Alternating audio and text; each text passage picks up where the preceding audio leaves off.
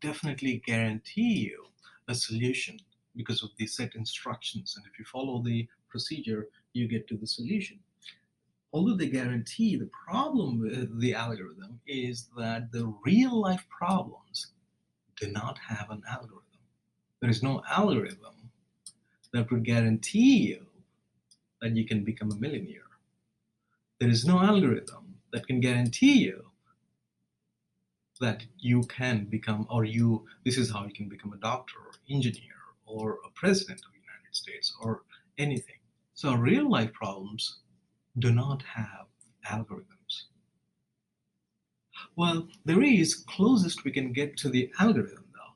It's called a working algorithm. A working algorithm is one that doesn't guarantee you the solution, but at least it increases your chances of finding the solution. For instance, if you want to be a millionaire, well, you can practice, and go to the other smaller events and practice, test your memory, learn more, and learn some mnemonic techniques or try different things, and definitely it will increase your chances, but it won't guarantee you. It's a working algorithm. Let's say you want to become a doctor. Study studiously in college, in high school, then take pre-med, then go for MCAT, then MLE. If you do all these things, then the chances of you becoming a doctor are higher, but does it guarantee? No. So the problem with algorithm is that not all problems, in fact, most problems are ill-structured problems. They are not well-structured problems. Well-structured problems have algorithms, but real life has a lot of ill-structured problems with no specific algorithm to it.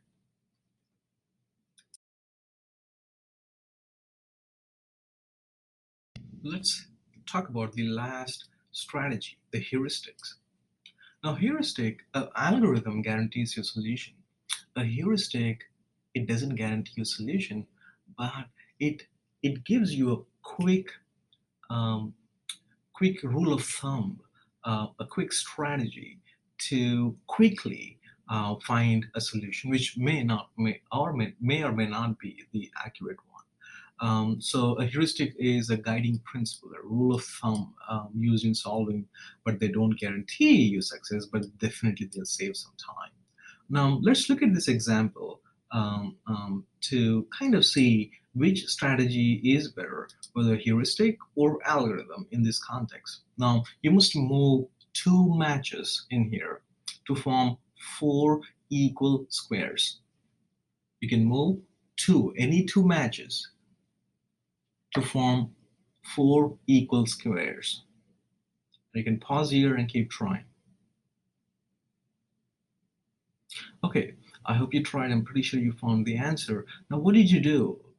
Well, if you thought about each and every possible move you can make and do it methodically, then you're probably using algorithm. Well, definitely you'll come to a point where you find a solution to it, but it's going to take a long time. A heuristic is fine using a shortcut and say, okay, let me see. Maybe this is a stick. By just removing it would decrease this 5 number to 4 squares, right? So maybe I'll take this. Okay, I put it here. Then I take this one and put it here. So solution would look something like this. So 4. Again, it's like trial and error, but it's more than trial and error. It's like quickly trying to find a solution by looking superficially about the information. That's heuristic.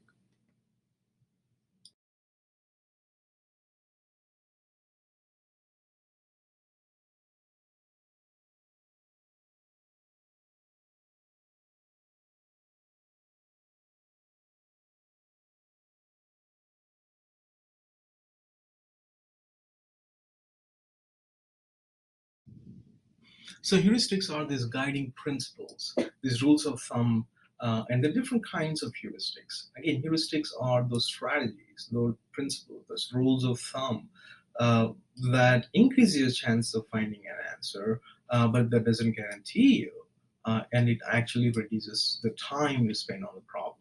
And the three different heuristics that are well studied, and we can talk about each one of these: means end heuristic, backward working heuristic, and creating sub-goal heuristic. Remember, we're talking about the last strategy, heuristics, and we're talking about three different kinds of heuristics.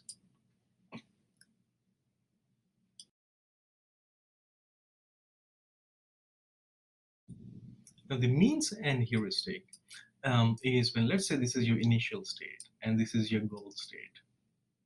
Now, at each point, you measure the distance between the initial stage and the goal state and try to take one step at a time to reduce this distance between the initial stage and the goal stage. So you make a move here, it reduces the distance, then you measure the distance and you take another move and so on and so forth. That's the means and heuristic. Again, not all heuristics are helpful in all problem situations, but some are more useful in one than the other context.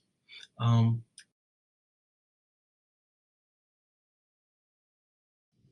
Now, you might have heard this heuristic, backward working heuristic, where you're not starting from the initial stage, but you're actually start from the goal state. It's opposite to the means and heuristic. You're starting from the goal state and going through all the intermediary states till you get to the initial state. Then you, by doing so, you figured out how to go from the initial to the final stage. This is like a reverse engineering.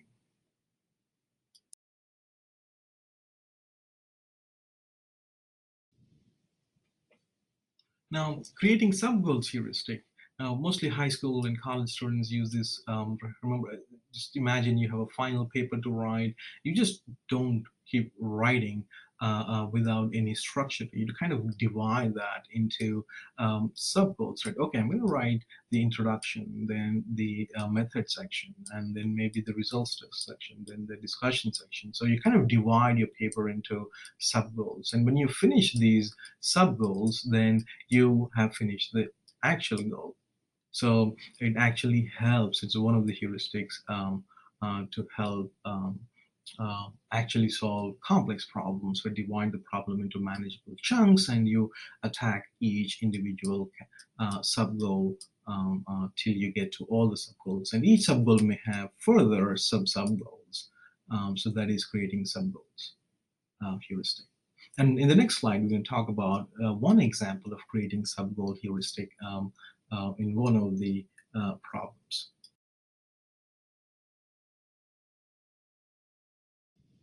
Now, remember this Tower of Hanoi problem? This creating sub-goal heuristic is a very apt strategy here to actually solve this problem. Now, here, remember, you need to move um, all the pegs, all the rings from peg A to peg C. How would you do that? I'm pretty sure you know how to do it. You figure it out. One way to do that is to kind of create sub goals, right?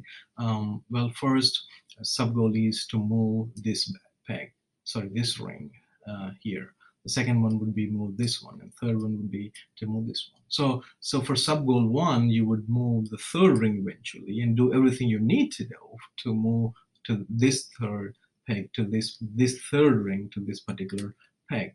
So what do you do for that? Well, one way you can do is put the smaller peg here, right? Put the second one here, right? And bring the first one over the second one. Then take this third one to the last peg. Something like this. Oops. Something like this. See that? So one sub goal is met. The second sub goal is to move the second peg here, right? Well, easy now, right? You can move the first peg back to the A and take the second one and put it here. So sub goal 2 would look something like this. Well, sub goal 3 is pretty easy now. Now you have to move the third one here. So creating sub goal heuristic is actually dividing the bigger goal into smaller manageable things and working on the individual goals individually till you find the entire solution.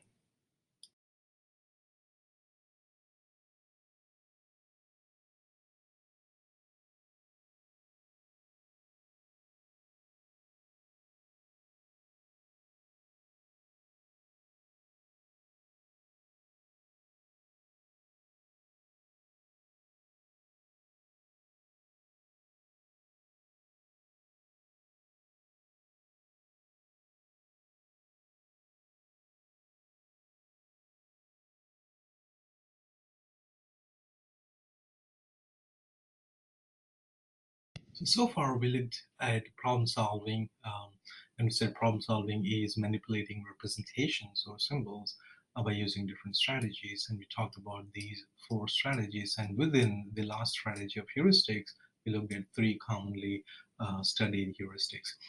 Now, the last thing we need to do is talk about the roadblocks to or barriers to solving problems or barriers to using strategies to solve problems.